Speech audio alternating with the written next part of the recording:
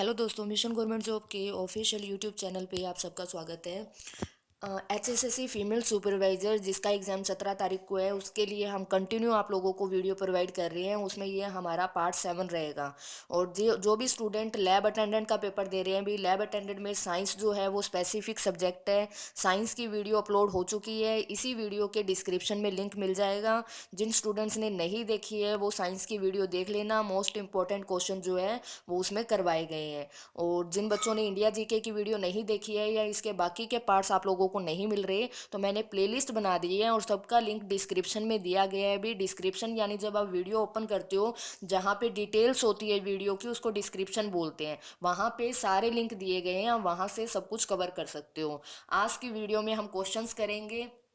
मैंने आपको पार्ट 3 या पार्ट 4 में 15 क्वेश्चन करवाए थे, उसी के आगे की ये सीरीज है। इस पार्ट के अंदर हम 40 तक के क्वेश्चन कवर कर लेंगे और बाकी जो इंपॉर्टेंट बचेंगे वो हम नेक्स्ट पार्ट में कवर करेंगे। तो पहला क्वेश्चन है आज का हमारा, महिला एवं बाल विकास विभाग यानी जो हरियाणा में है, उसको किस विभाग से अलग किया गया था। मैंने आपको डिटेल वाली वीडियो में बताया था। जो हमारा women and child development department है, वो पहले किस डिपार्टमेंट में आता था और उसको उस डिपार्टमेंट से अलग कब किया गया। तो इसका आंसर हो जाएगा सोशल वेलफेयर डिपार्टमेंट। हरियाणा में महिला एवं बाल विकास विभाग नोडल एजेंसी के रूप में कब से काम कर रही है, यानी सोशल वेलफेयर डिपार्टमेंट से ये कब अलग हुई थी। 10 फरवरी 1992 से ये काम कर रही है हरियाणा में महिला एवं बाल विकास डिपार्टमेंट। और किस रूप में ये काम कर रही है, तो नोडल एजेंसी के रूप में काम कर रही है। आपको ध्यान देना है ये। और यहाँ से आपको ये याद होना चाहिए, भी मैंने पहले पार्ट में आपको कराया था, इंटरनेशनल वीमेन डे कब आता है।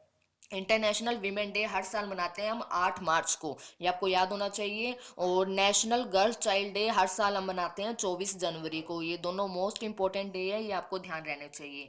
नेक्स्ट है, कमलेश ढांडा का विधानसभा क्षेत्र कौन सा है। हरियाणा में महिला एवं बाल विकास मंत्री कौन है, भी कमलेश ढांडा है। और देश में कौन है, स्मृति ईरानी है। तो कमलेश ढांडा का विधानसभा क्षेत्र कौन सा है, तो आंसर आएगा कलायत। और कलायत कहाँ पर है, भी कैथल के अंदर है। कैथल हरियाणा का एक जिला है। हरियाणा में टोटल कितने जिले हैं, हरियाणा में टोटल 22 जिले हैं। मंडल कितने हैं, अभी 6 मंडल है। टोटल तहसीलें कितनी है, 93। ये सारे क्वेश्चन ग्राम सचिव में आए हुए हैं। हरियाणा में विधानसभा सीटें कितनी है, 90 हैं। और जिन भी बच्चों को ये लगता है अभी भी कि 90+1 है, यानी कि ये जो एक एंग्लो इंडियन राज्यपाल मनोनीत कर सकता था, हरियाणा में इस पावर का यूज कभी भी नहीं किया। ये अब एक सीट नहीं है, ये आपको ध्यान रखना है। ये प्रावधान खत्म कर दिया गया है। राष्ट्रपति भी लोकसभा में 2 सदस्य मनोनीत करते थे, अब वो भी प्रावधान खत्म हो गया है, यानी एंग्लो इंडियन का प्रावधान खत्म हो गया है। ठीक है, ये आपको ध्यान रखना है। हमारे हरियाणा की लोकसभा सीटें 10 हैं, विधानसभा सीटें 90 हैं और राज्यसभा सीटें कितनी है, 5 है। ये सारे क्वेश्चन आपको ध्यान रखने हैं। और कैथल बना कब था, भी 1989 में बना था। और 1989 में हरियाणा में टोटल 4 जिले बने थे। अब आप लोग मुझे कमेंट करके बताओगे वो जिले कौन कौन से थे। मैंने आपको न्यूट्रिशन वाला टॉपिक करा दिया, उसमें मैंने आपको बताया था कि कौन कौन से हमारे मैक्रो न्यूट्रिशन होते हैं और कौन कौन से माइक्रो होते हैं। जो कार्बोहाइड्रेट्स, वसा और प्रोटीन होते हैं, ये क्या होते हैं, हमारे मैक्रो होते हैं। और बाकी जितने भी बच गए वो सारे हमारे कौन से होते हैं, माइक्रो होते हैं। तो 1 ग्राम प्रोटीन से कितनी कैलोरी मिलती है, तो आंसर हो जाएगा इसका 4 कैलोरी मिलती है। 1 ग्राम वसा से कितनी कैलोरी मिलती है, तो 9 कैलोरी मिलती है। और 1 ग्राम कार्बोहाइड्रेट से कितनी मिलती है, तो नियर अबाउट 4 कैलोरी मिलती है। तो प्रोटीन और कार्बोहाइड्रेट्स में 4 याद रखना है, और वसा यानी कि फैट में 9 कैलोरी मिलती है, ये आपको ध्यान रखना है। ठीक है, अब ये जो कैलोरी होती है, 1 कैलोरी लगभग कितने जूल के बराबर होती है। आप लोगों को एक क्वेश्चन पता होगा कि कार्य यानी कि वर्क और ऊर्जा का, एनर्जी का एसआई मात्रक क्या है। पेपर में क्वेश्चन भी आया था ना, ग्राम सचिव में अगर किसी ने दिया है तो उसमें पूछा गया था कि बल का सीजीएस मात्रक क्या है, तो डाइन आंसर था उसका। वैसे ही कार्य और ऊर्जा का एसआई मात्रक क्या है, भी जूल है। कार्य और ऊर्जा का सीजीएस मात्रक क्या है, अर्ग है। और 1 जूल में कितने अर्ग होते हैं, तो 10 की पावर 7 अर्ग होते हैं। अगर हम कार्य और ऊर्जा को मापने के लिए किसी चीज़ का यूज़ करना है, तो हम उसकी जो इकाई होती है उसको हम जूल बोलते हैं। लेकिन जो भी हम फूड ग्रहण करते हैं, जो भी हमारी बॉडी में पोषक तत्व जाते हैं, उसको अगर हमें मेज़र करना है कि हमारे शरीर को कितनी एनर्जी मिल रही है, तो हम उसको क्या बोलते हैं, कैलोरी बोलते हैं। पहले कार्य और ऊर्जा के लिए भी कैलोरी का यूज़ किया गया था, लेकिन बाद में इसको कन्वर्ट करके जूल में कन्वर्ट कर दिया गया। लेकिन जो हमारी बॉडी में पोषक तत्व जाते हैं, उससे हमें जितनी ऊर्जा मिलती है, उसको आज में हम क्या बोलते हैं, कैलोरी बोलते हैं। तो 1 कैलोरी लगभग कितने जूल के बराबर होती है तो 4.2 जूल के बराबर होती है। इंपॉर्टेंट क्वेश्चन है ये, मेरे हिसाब से ये पेपर में आने की पूरी पूरी संभावना है। ठीक है, ये मात्रक याद रखना भी।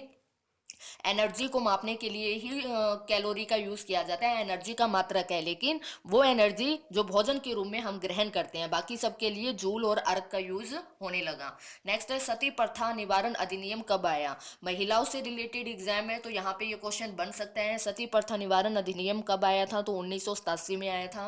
पहले क्या होता था कि हस्बैंड की डेथ के बाद जो होती थी, जो भी औरतें होती थी उनको सती होना पड़ता था। बाद में इसके लिए अधिनियम कब बनाया गया था? तो 1987 में बनाया गया था, लेकिन इसके ऊपर रोक बहुत पहले लगा दी थी, लेकिन इसके ऊपर कानून 1987 में बनाया गया था। अंग्रेजों ने सती प्रथा पर रोक तो बहुत पहले लगा दी थी, आपने सुना होगा। सती प्रथा पर रोकथाम कब लगाई गई थी? तो 1829 में लगाई गई थी। उस टाइम पर बंगाल का गवर्नर जनरल कौन था? भी विलियम बेंटिंक था। और विलियम बेंटिंक ने किसके साथ मिलकर, किस भारतीय के साथ मिलकर सती प्रथा पर रोक लगाई थी? तो राजा राम मोहन राय के साथ मिलकर सती प्रथा पर रोक लगाई थी।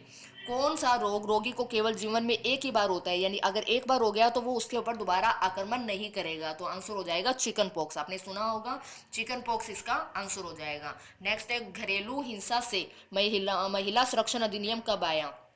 जिन महिलाओं के साथ घरेलू हिंसा होती है उसके लिए अधिनियम कब लाया गया? तो 2005 में। मिड डे मील कार्यक्रम कब चलाया गया था? तो 2004 में चलाया गया मिड डे मील कार्यक्रम। इसमें जो बच्चे होते हैं उनको खाना दिया जाता है और इसमें उनके पोषण से रिलेटेड चीज़ें ध्यान में रखी जाती है कि कितना उनको कार्बोहाइड्रेट्स देना चाहिए, कितनी उनको कैलोरी देनी चाहिए। अलग अलग एज ग्रुप के लिए अलग अलग क्राइटेरिया यहाँ पे डिसाइड है। इसका मेन ऑब्जेक्टिव है कि स्कूलों के अंदर बच्चों की भागीदारी को बढ़ाना और बच्चों के स्वास्थ्य की ओर ध्यान रखना।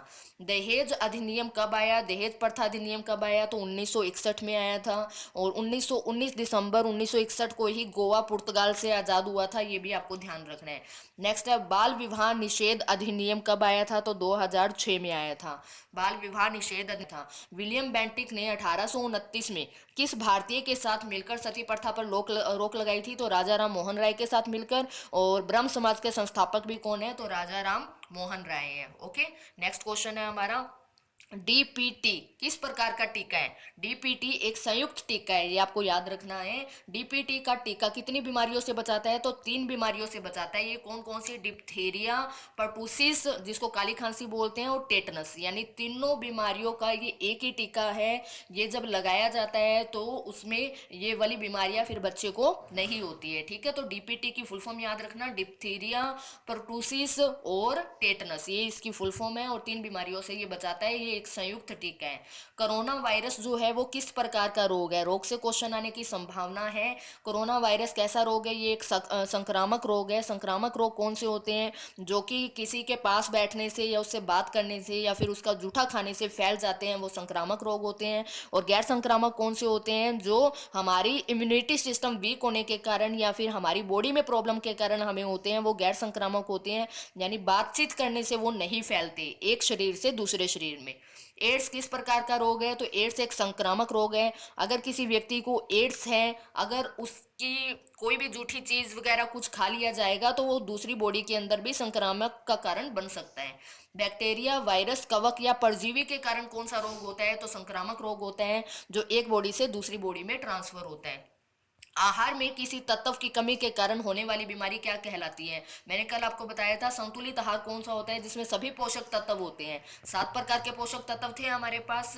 अगर आहार में किसी भी पोषक तत्व की कमी है, मान लो वसा की कमी है, कार्बोहाइड्रेट्स की कमी है, तो कौन सा रोग होता है? कुपोषण जनित रोग हो जाता है। जैसे आपने सुना होगा विटामिन ए की कमी से कौन सा होता है? विटामिन बी की कमी से बेरी होता है। और जैसे आयरन की कमी से कौन सा हो जाता है? एनीमिया नामक रोग हो जाता है। ये किसी चीज की कमी के कारण होता है, हमारी बॉडी में हम प्रॉपर डाइट नहीं ले रहे हैं उसके कारण होता है। लास्ट क्वेश्चन है हमारा, हरियाणा राज्य अंत्योदय आहार योजना कब शुरू की गई थी? तो 15 फरवरी 2018 को। इसमें राज्य सरकार जो है बहुत ही कम कीमत के ऊपर जो है गरीब लोगों को खाना प्रोवाइड करती थी। इस योजना का मेन उद्देश्य जो है वो देश को यानी राज्य को भुखमरी से बचाना और पोषण का ध्यान में रखना, ताकि कम से कम बीमारियां जो है वो लोगों को लग पाए। तो आज के हमारे क्वेश्चन इतने ही थे। वीडियो कैसी लगी आप लोग मुझे कमेंट करके जरूर बताना। नेक्स्ट पार्ट बहुत जल्दी अपलोड होगा। जिसने लैब अटेंडेंट वाली वीडियो नहीं देखी है वो वीडियो देख लेना। पीछे वाले 6 के 6 पार्ट आप कंप्लीट कर लेना। ये मोस्ट इंपॉर्टेंट क्वेश्चन मैंने यहाँ पे कवर किए हैं। Thank you.